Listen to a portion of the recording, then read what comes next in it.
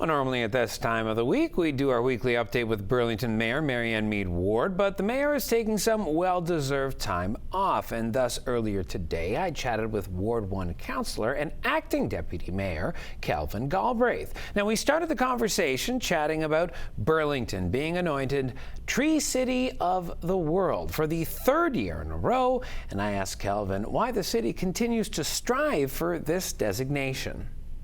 Well, I think especially this council is a very green council. We installed the private tree bylaw, which was fairly controversial at the time, which protects trees on private property. We always had a public tree bylaw, but we went further and created the private tree bylaw.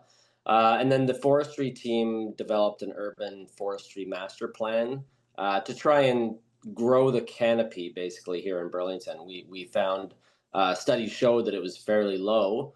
It is in most cities, but we were committed to growing that. So we worked with our forestry department. They came up with the master plan. We approved it, and I think we plant up to 5,000 trees a year. We also have a tree giveaway program. We give 1,000 free trees away to the public every year, and they all go. They all go. Everyone takes them, and you want to plant a tree on your lawn, you're considered, participating in growing our canopy. So we're really committed to it, and as a whole city, and we're very proud that we've got that award 3 years in a row. Yeah, that tree giveaway is insane every year. Yeah. We talk about it on the news, and by the time we're talking about it, the trees are gone most of the time. I couldn't even get one myself. All right, let's go from trees to e-scooters. Now, there might be a bit of a worry in Burlington right now. There are e-scooters available, and I've been to cities in the U.S. where they just litter the streets everywhere because these are rental e-scooters. But Kelvin, you've got to guarantee me that this is not going to happen in Burlington. Tell me about this program. So this is a pilot program. It's a 2-year program, starting small, just on our kind of trail network. The scooter, as soon as you go off the trail, will die. It's only, they can map it to just this trail. We're already seeing e-scooters throughout our city, personal e-scooters. People have their own, but they're coming whether we like it or not. I myself have been to Austin, Texas, Nashville, Calgary over the last couple of years, and they are everywhere in those cities. Now, Burlington's not that size, but we know they're coming. I'm a fan of getting out of the car and using alternative forms of transportation.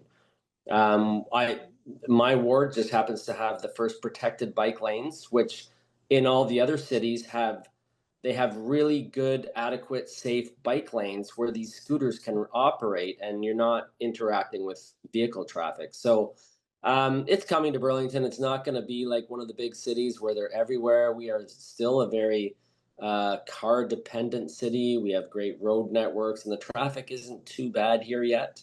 But they're coming. And this is kind of the entry. This is the start of them. So baby steps, but it's exactly. A gateway scooter is what it is. Yeah, that's a good way to put it. Yeah. All right, we're final topic today. Let's talk about Burlington's new zoning bylaw. It's looking for resident feedback, and this is interesting. Wannabe city planners can get their geek on with interactive mapping. Now, I tried this.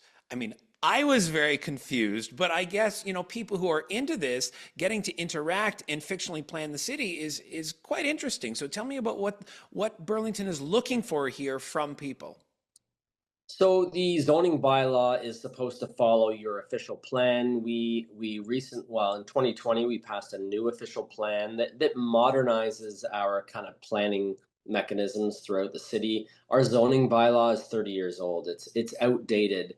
And, my deputy mayor title is red tape, red carpet. So red tape reduction and business. And so I get a lot of complaints forwarded to my office about people that are stuck in the planning process. They're trying to do a renovation on their house, or they're trying to build a accessory unit.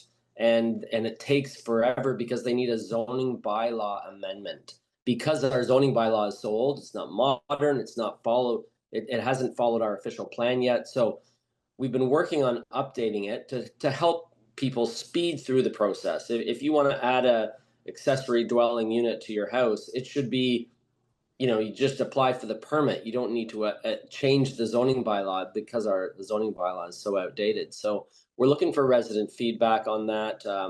This is a big step. We've been very excited to get this completed.